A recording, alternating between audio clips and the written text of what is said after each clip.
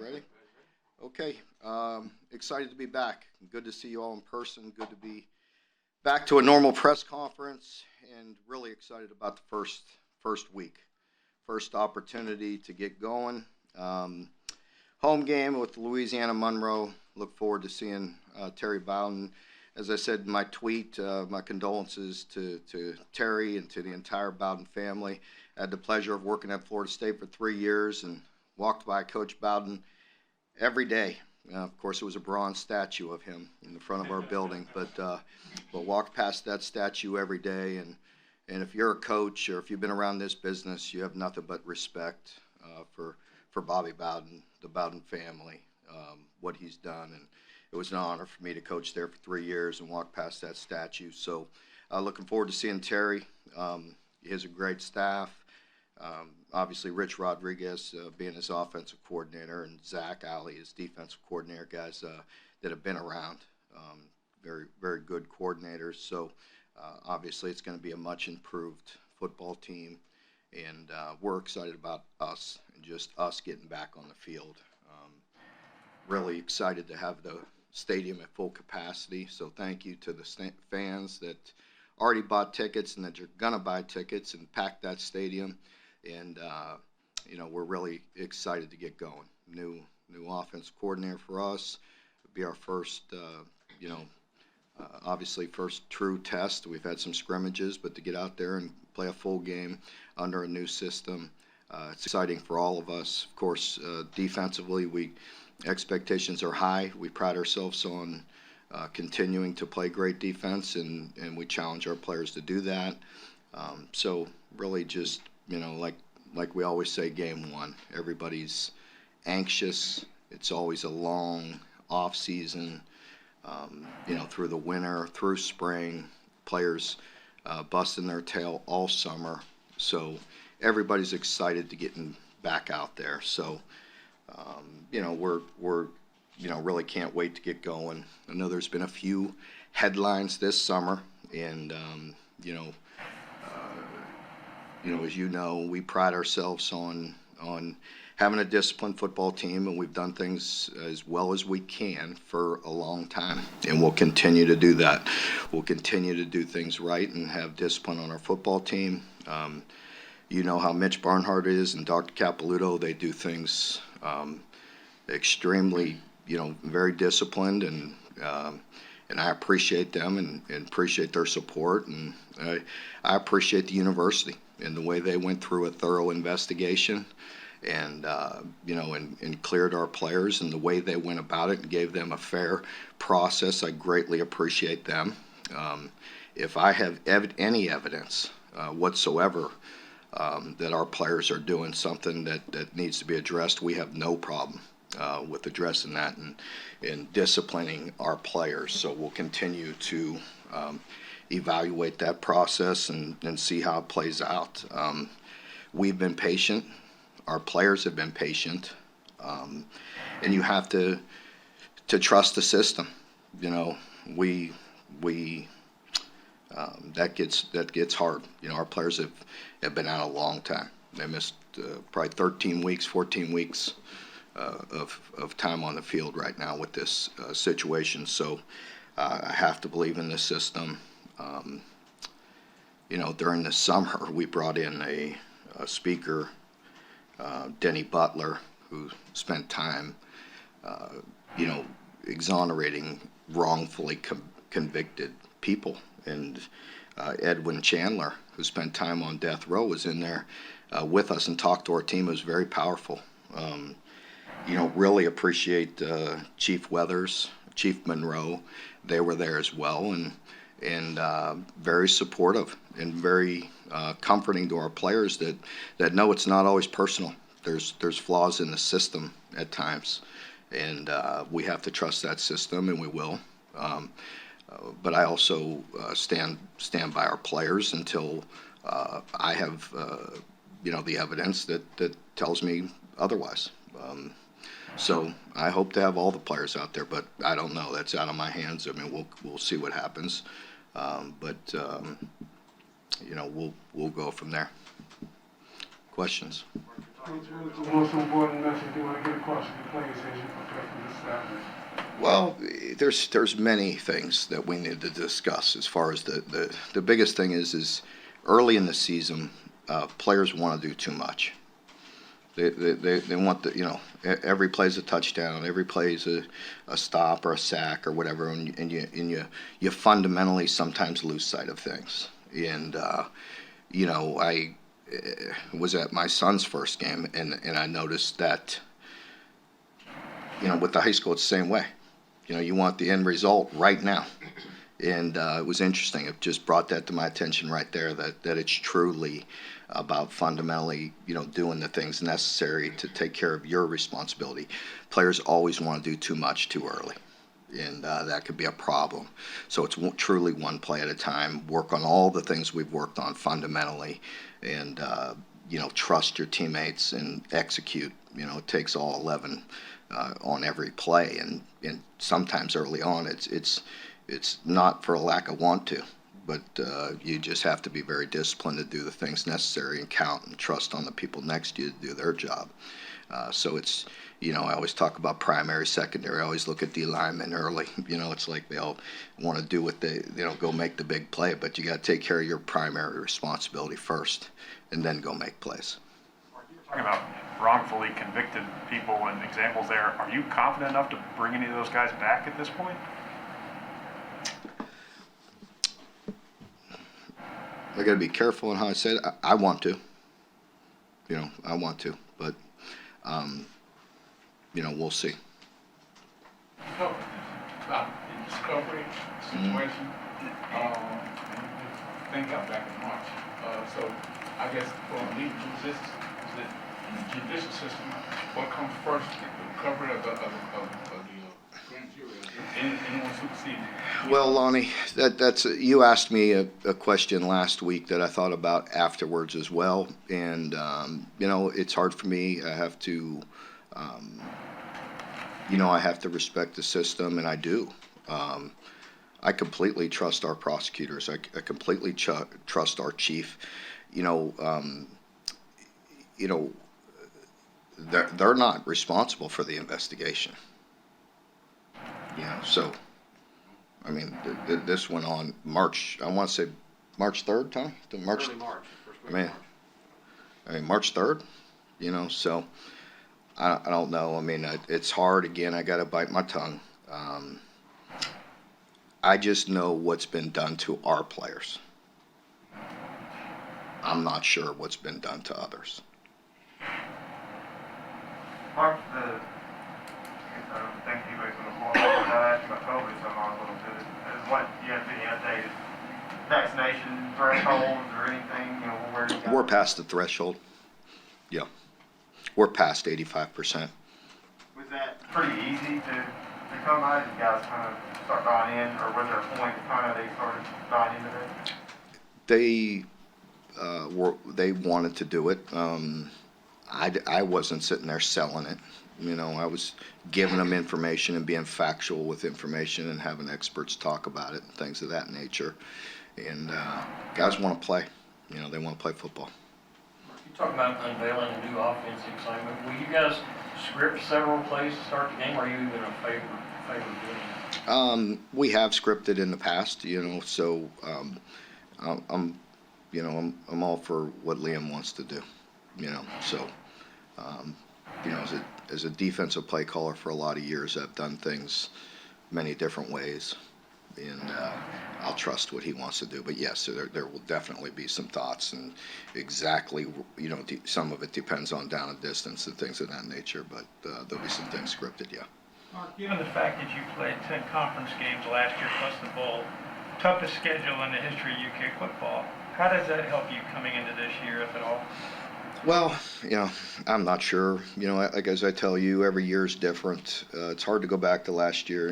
We've been well documented. We're past it. It was tough. I mean, it's a little different opening up on the road at Auburn, than opening up at home is good with a non-SEC school. Mark, when we talk to the players, they're all ready to go. They have been for the past couple of weeks, and yet coaches always need more time. You can always prepare more. What signs and signals of your team show you that they're ready to go?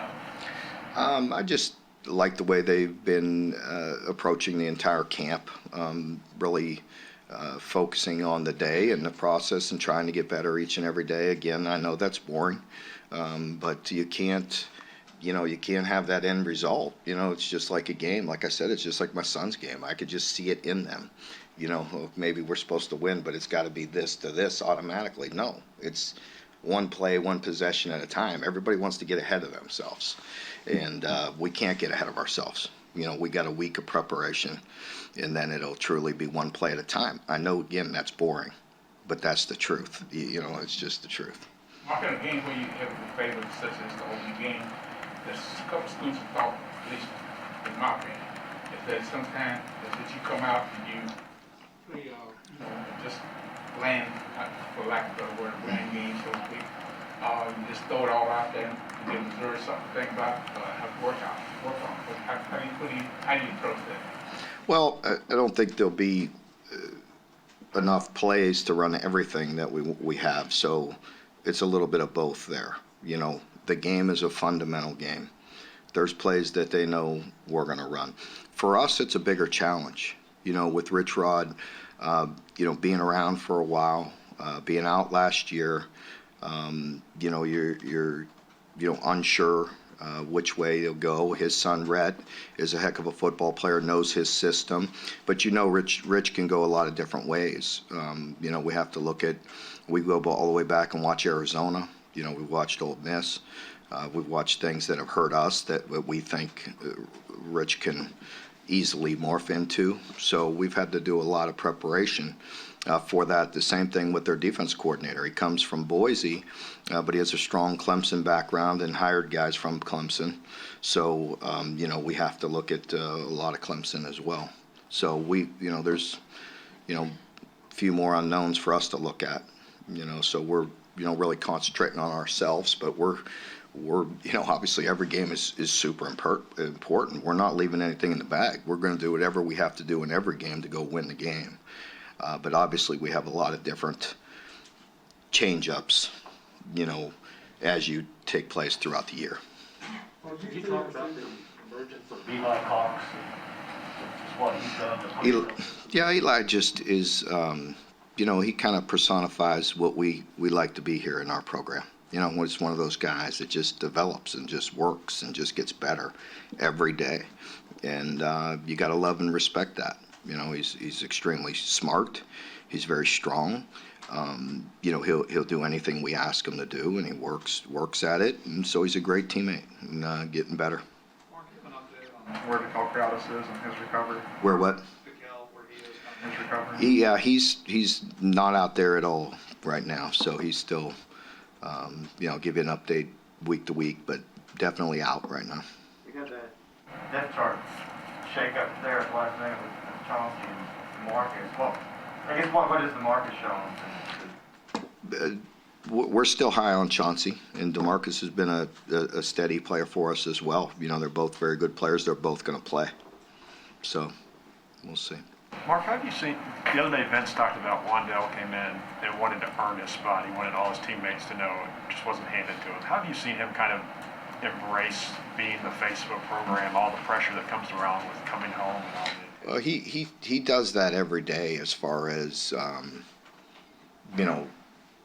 doesn't say boo, as far, like he works hard, he puts his head down, he works at his craft every day. And you've heard me talk about that over the years with different players. Everybody finds their voice at different times. I'm sure he will be, use his voice when he needs to at times and has. But he leads heavily by example as well, being a new guy coming in here, and he works very hard every day and really gets better. He improves. It's amazing to see him, the way he's sharpened his skill at wide receiver. We all know he's a talented guy with the ball in his hand, but he's really developing into a great wide receiver. He's very talented, but I love his work ethic. Mark, we see you as a tough, hard-nosed, boring football coach. Stand up. Oh, thanks a lot. Who says that? Get back to work. With all the emphasis on the mental health of student athletes nowadays, how has your approach to dealing with your players' emotional health changed? Are you softer now than you were when you first started? No, I wouldn't say much has changed in that regard. I think I think it's in vogue now to be relatable to players. I've never shied away from that. I've always been that way. You could go back however many years I've been doing, a long time, 20-some years, and that's just, it's who I am. I believe in relationships. I believe in being close to your players. But, when you make those deposits, you can take it out when you need to be forceful. Because they trust you. They know you believe in them, and when I'm hard on them, they know it's for a reason. So that's just always been the way I've been. I don't feel like I've changed much other than the fact that you do naturally change year in and year out, just with trying to improve, trying to work on blind spots, trying to be better in any ways you can. Other than that, I don't feel like my total approach has changed, no.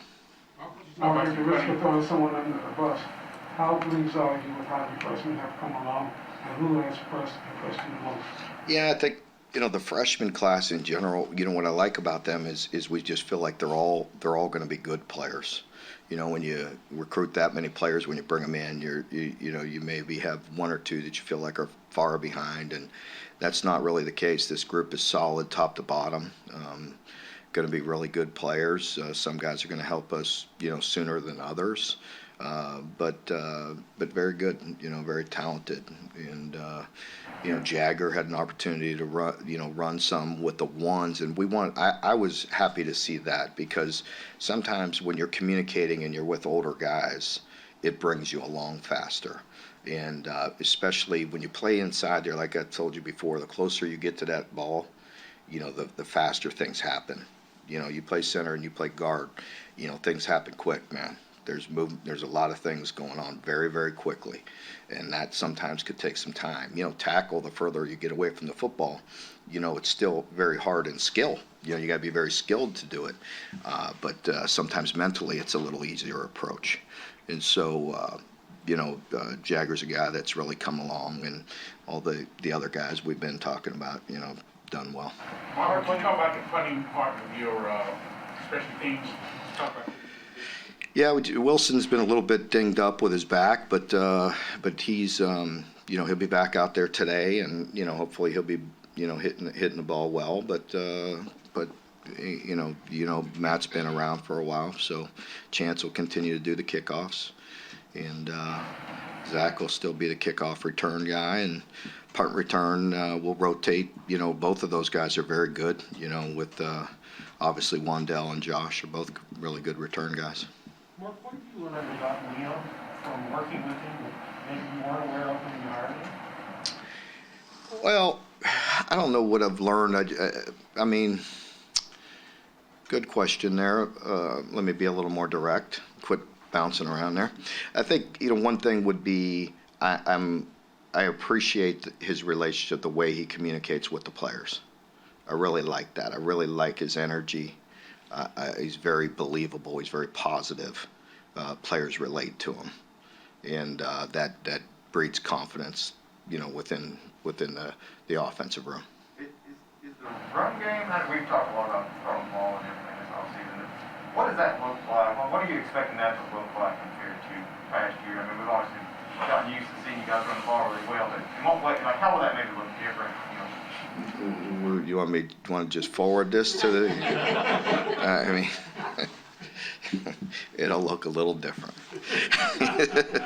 I think anybody knows. I mean, they know what his system is. They know what it's going to be. I mean, obviously, we'll run the ball a little differently. We won't be. We were, if you look conceptually, we are a very tight football team, very tight. Tight. Inside zone, split zone, power, counter. There'll be some things. We will run outside zone for the first time, so that'll be different in some other ways. But that's basic. But they should know that. Mark, when Will got here, he said he wanted to work on leadership qualities and relationships. Pardon me? when Will got here, he said one thing, a couple things he needed to work on were leadership and building relationships with his coaches, something he didn't do at Penn State. What have you seen from him in that area? I've just seen a strong leader, a strong presence. Again, he's very authentic, what you really like about him, and he works at it. He's in there a lot. He's in there watching film.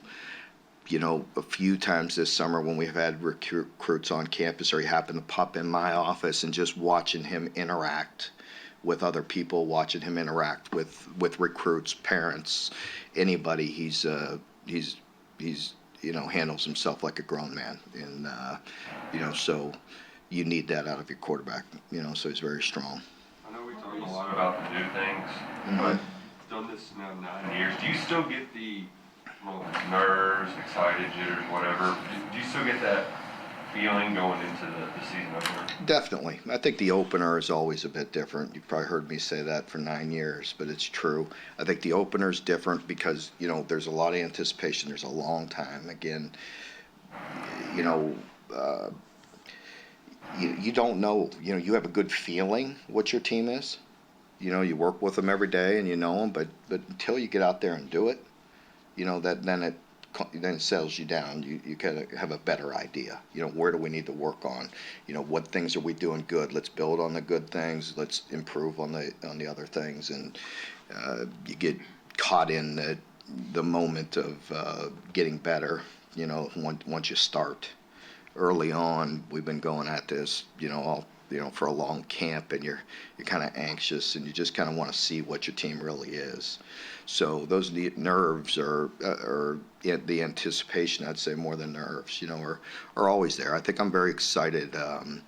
You know, I've said this before. I think, you know, to me, you know, it feels new. It feels like year one. You know, I don't know. Maybe it's, you know, and you know, and I guess it's maybe with a lot of the changes that I've had, you know, a lot of changes in the offense or in the office in general, you know, and I think, you know, for me, it's just an exciting time. Mark, you talked about being concerned players trying to do too much that first game. Do coaches have to? Oh, yeah, no question. There's always a fine line with coaches of too much or too little. You know what I mean? It's again, you've heard me say this, but it's true. It's not about what we know. You know, it's about what they know and what they can do. You know, we could stay up there all night, you know, and work all night and come up with all kind of creative things. But can they do it? You know, can they execute it? And there's always a concern of too much, too little. And what can they handle? What can they do? And, you know, let's execute, you know. You know, if I've been boring, thank you. But at least, you know, there's one thing, you know, you can't beat anybody until you stop beating yourself.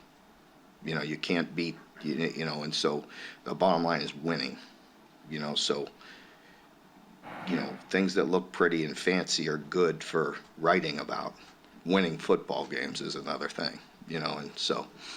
You have a feel for how much they can handle in this game? Yeah, we do. Mark kind of play off of that, you're too much, Pardon me?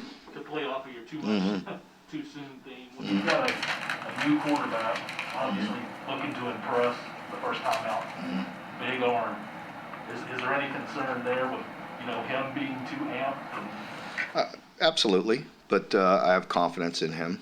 You know, again, he's mature.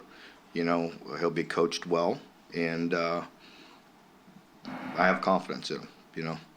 Again, first, you know, I've said it before, so I'm sure they're listening to my press conferences, but I mean, first time he went in that stadium, he threw a bomb for a touchdown. That doesn't mean that's going to be play one, but, you know, I'm sure, you know, I'm a defensive coach, you know what I mean? So I know when I'm playing people like that, I'm telling my whole defense that it's coming. You know what I mean? There's going to be shots, 1, 2, or 3. You know what I mean? And so for us, we're going to be, you know, we're going to be who we are, and but we've done that in the past too. You know, it doesn't mean we've always hit them. You know what I mean? But you know, we definitely want to be balanced, but we want to attack as well. Mark, Nasir Watkins. Talk about having the same ball as opposed to getting up and you find yourself telling yourself that you need to say whoa? No, I don't need to tell myself that. I'm very boring. I've been pointed out. So, no, I don't, I really don't worry about that about myself. You know, I have many issues that you all know about, but you know, being boring isn't one of them. You know, it's easy for me. No, so let's try to stay disciplined and not beat ourselves, and you know, win the football game. But I tell you, I'm adamant about getting better and pushing this program forward. So that's going to go through some peaks and valleys. It's going to go through some peaks and valleys, but we're going to get better. Keith? Do you feel a sense of normalcy with the non-conference schedule like last year when you opened up to the ACC? Absolutely. Yeah, absolutely. In what way? Well, why don't you try being the head coach and pick up that schedule? Look at it. Tell me how you feel. You know, it's very different. I mean, our league, I don't need to say anymore. You know, I mean, other Power 5 leagues, take a look at it top to bottom and look at ours. I mean, there's a difference. Yeah. Before he got hurt. Yeah. Is he back to 100%? Or the practice we were at looked like he was maybe not. He's back to 100%. He's getting there. He's suspended for the first 4 games. Coach, what about Terry? Consider him a chip off your block. How much like his dad is he? Pardon me? How much like his dad? Who's that? Who you talking? You know, I don't know. I really don't know Terry that well personally, you know, but when I have been around him, he seems a lot like his dad, very charismatic, you know, and fun to be around, and a you know, just a guy that has really done things right for a long time. So, yeah. Mark, what's J.J. Weaver's status? He's getting better. He's been out there. I think he's getting close. He has practiced without a red jersey on, so that tells you, you know, to us he's full go. But that doesn't mean he's at 100%. You know, so he's got to continue to really get confidence in himself and get some plays under his belt. So we'll see. We'll bring him along. Okay, folks, thank you very much. Appreciate it. Thank you. See you tomorrow.